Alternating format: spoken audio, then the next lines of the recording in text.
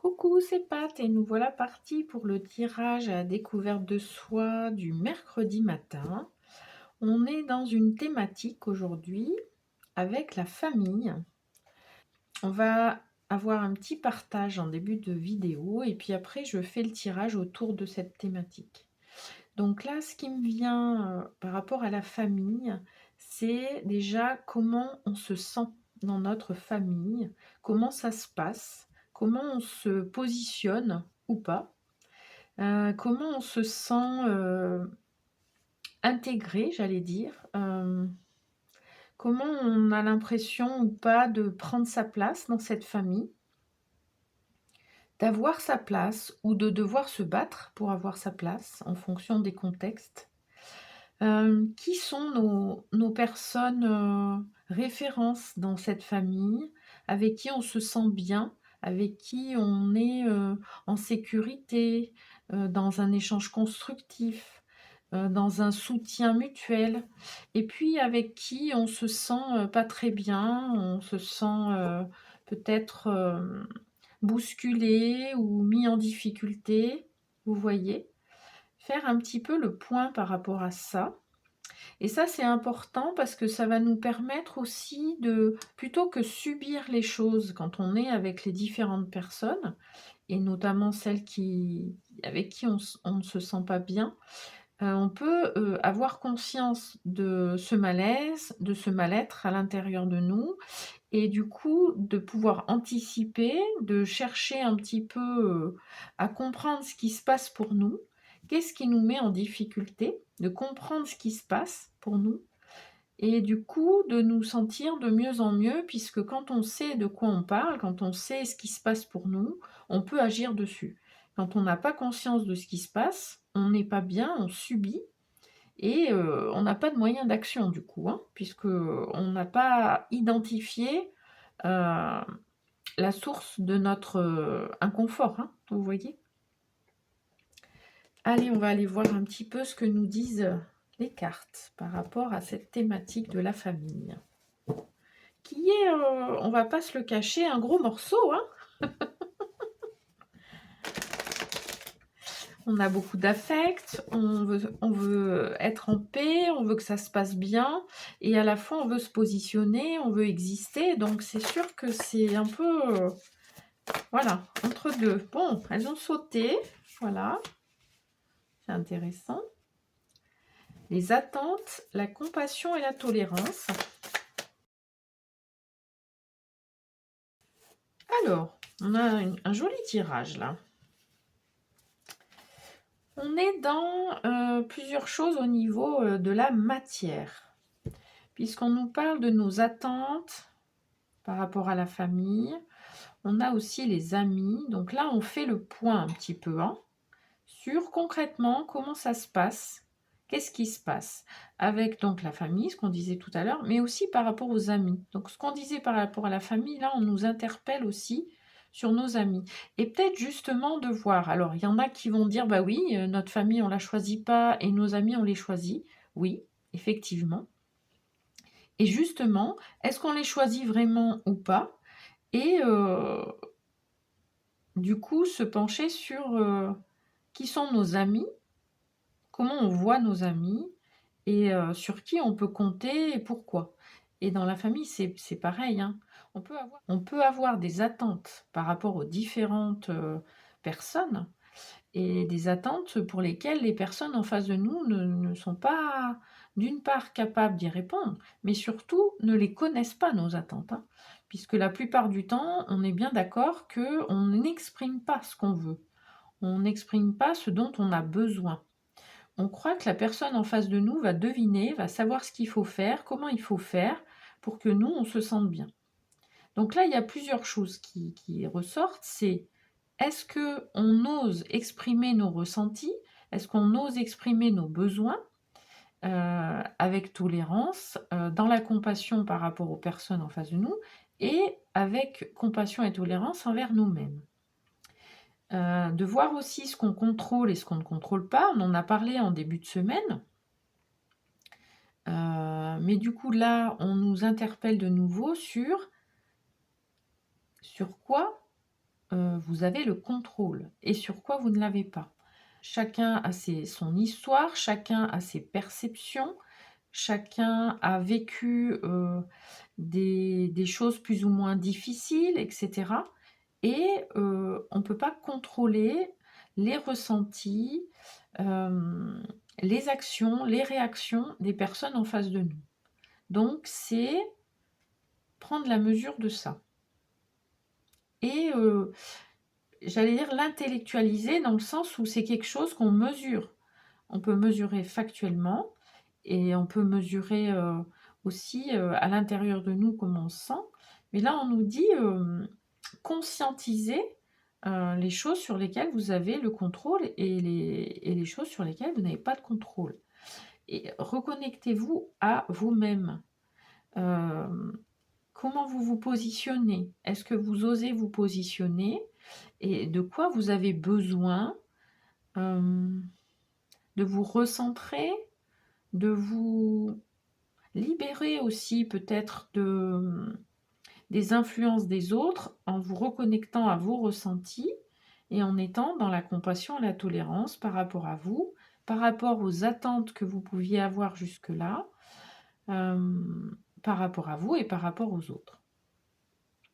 Et puis, bon, vous allez me dire c'est facile à dire et c'est pas facile à faire, et je suis tout à fait d'accord. C'est si on a des attentes, on a des déceptions. Et oui, ce n'est pas facile de ne pas avoir d'attente. Par contre, encore une fois, est-ce qu'on ose exprimer ce qu'on attend? Est-ce qu'on ose exprimer nos besoins, nos ressentis ou pas? Puisque en fonction de ça, les personnes en face de nous vont bien avoir du mal à répondre à nos attentes si elles ne savent pas qu'on en a déjà, et puis lesquelles, vous voyez?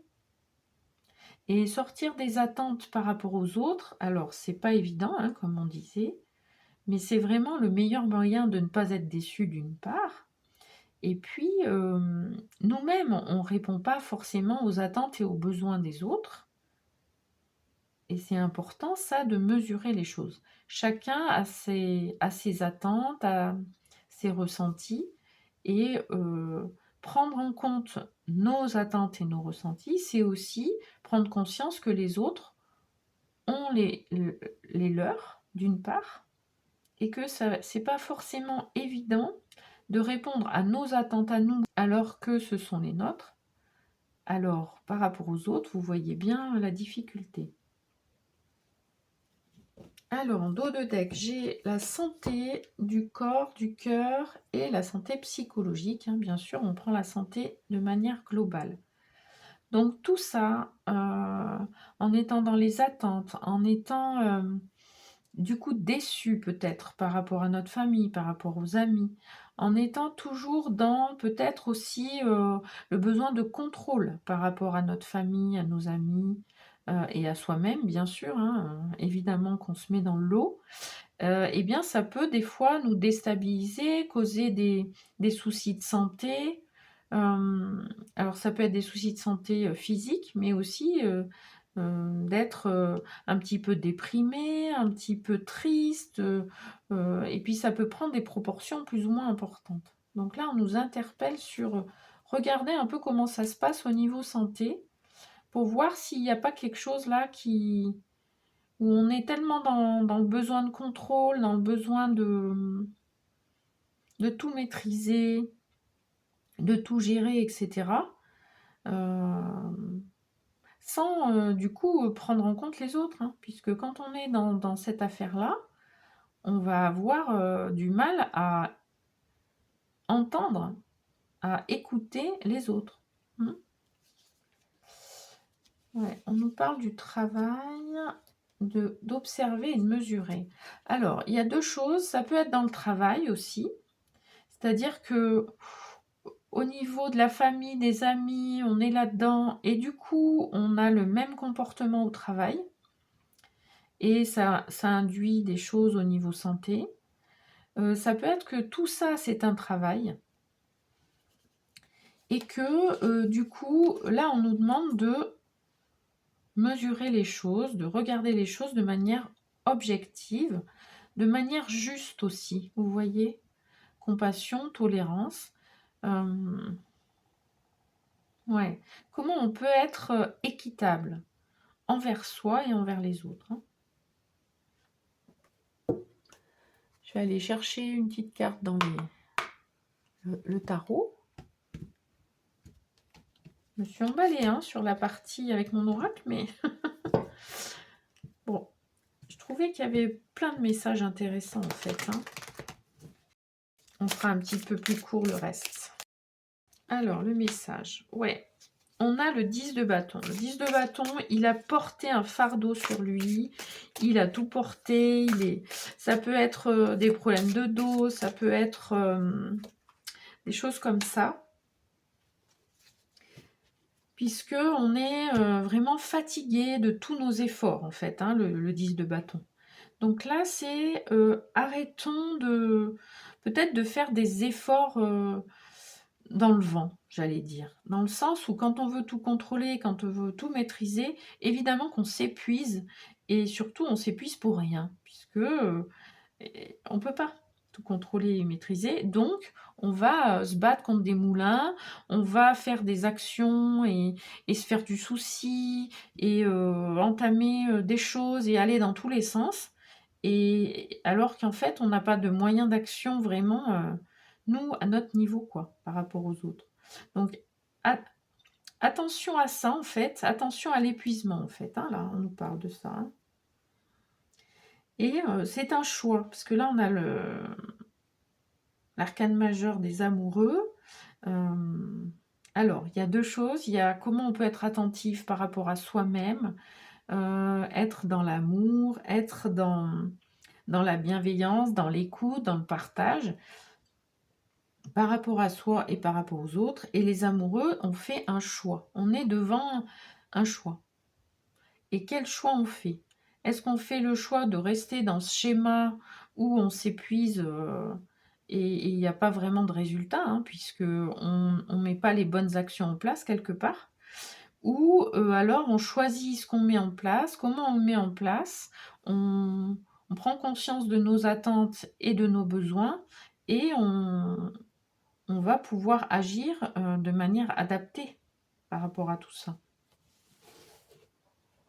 Ouais, bon, bah, si on avait un doute, le 9 de bâton, là, il s'est battu, il a des cicatrices, des marques dans tous les sens. Il s'est tellement battu que là, il n'en peut plus, quoi, hein, vous voyez? Donc tout ça, ça demande du travail. Bon, ben, c'est exactement ça, mais on va récolter les fruits suite à notre travail. On a enclenché tout ce travail et ce n'est pas pour rien. On est en train de mettre en place des choses qui vont être utiles, qui vont être efficaces. C'est ça qu'on nous dit avec le 8 de denier, hein. Oui, c'est du travail, c'est de la persévérance, c'est de la patience, c'est de la compassion et de la tolérance aussi, mais ça va porter ses fruits, hein. On a l'impératrice. Donc l'impératrice, hein, elle est dans le renouveau, elle est dans la stabilité, elle est dans la patience, elle est dans être une maman pour soi et pour les autres. Mais du coup, là, on nous dit, soyez une maman pour vous-même, pour vous préserver de l'épuisement à tous les niveaux. Vous voyez? Ouais. Alors là, on a le diable qui est aussi un arcane majeur. Donc là, peut-être ce qu'on nous dit, c'est ne pas oublier non plus les plaisirs, le fun, etc. C'est OK. Mais par contre, être une maman pour soi, pour ne pas se laisser embarquer par son ego, par la compétition, par le, les combats de coq, j'allais dire, hein, où on est là à vouloir absolument se positionner pour montrer que on est là, que on a mieux compris ou qu'on est mieux que les autres ou je sais pas quoi. Et là, on nous dit tranquillement. On n'a pas besoin d'être dans le forcing, d'être dans le combat, d'être dans tout ça pour se positionner. On peut être simplement aimant, aimante, dans la compassion, dans la tolérance, dans l'amour de soi et être une maman pour soi et pour les autres. Et là, ça sera beaucoup plus constructif, positif pour tout le monde. Vous voyez? Il y a des messages assez forts là, hein, on nous brasse là, hein. Pour terminer, on va aller dans l'oracle de la féminité sacrée. Alors, c'est un message spécial dédicace aux femmes. Vous connaissez. Je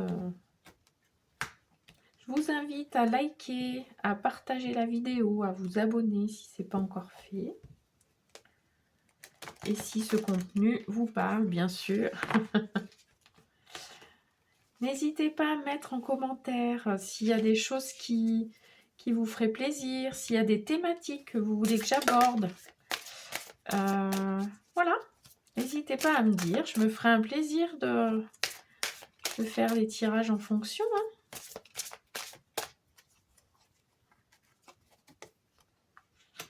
Alors, on a l'effet miroir. Bon, observez le monde autour de vous et vous découvrirez votre intériorité. Bon, ben voilà. Quand on parle de qui on est entouré, comment on se positionne, est-ce qu'on se positionne, etc.